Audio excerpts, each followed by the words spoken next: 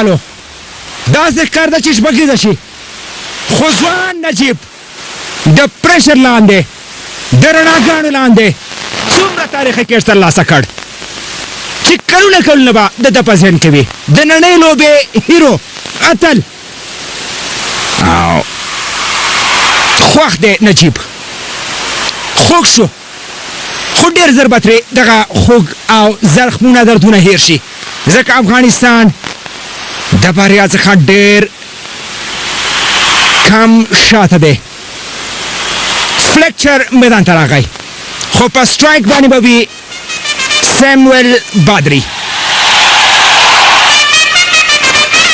3 بالا 10 منډې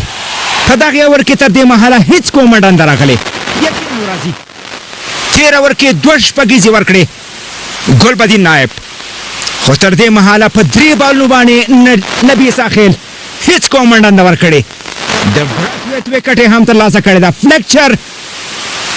ګډ میدان ته داخل شو د ویسټ انډیز د عزت سوال دی افغانستان چې له زیمبابوې او بنګلادیش وروسته کومه ټیسټ لوبډله له ما سره نه مخ کړې دلته چانس لري لومړۍ منډه ترلاسه شوه او فلیکچر به د وروستیو 2 بالونو لوبولو چانس ولري فلیکچر غواړي وروستي 2 بالونه ولوبوي ویسټ انډیز 9 نور منډو ته اړتیا لري 2 څلوریزې د لوبې مساوي کېدو لپاره خو 1 شپږیزه 1 څلوریزه یا 2 شپږیزې د بریا لپاره ورته پکار دي او افغانستان دغه لوبه 9 سره نه بلکل افغانستان وګټله ځکه په 1 بال 8 منډې پکار دي او په سټرایک باندې به هم وي سیمویل بادري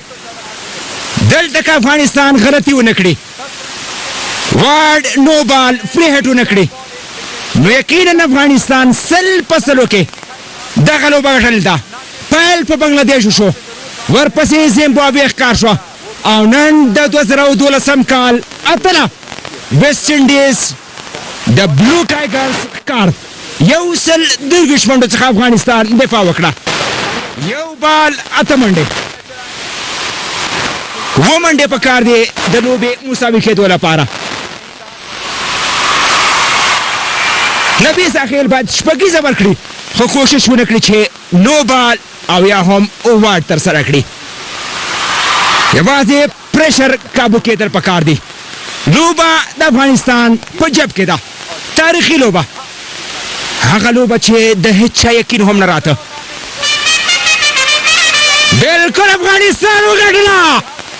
افغانستان شل ورځې کرکټ نړیوال جام اتله 2012 کال اتله په 6 منډو له ماتې سره مخ کړه او دغه نړیوال جام ویسټ انډیز ته په ماتې سره پای ته ورساوه هغه بریا چې افغانستان باید د سریلانکا خلاف ترلاسه کړی وی د سویل افریقې او انګلستان خلاف ترلاسه کړی وی نن د ویسټ انډیز خلاف ترلاسه شوه او افغانستان په 6 منډو د 2012 کال شل ورځې کرکټ نړیوال جام اتله ویسټ انډیز له ماتې سره مخ کړه افغانستان له خپلو 130 منډو څخه دفاع وکړه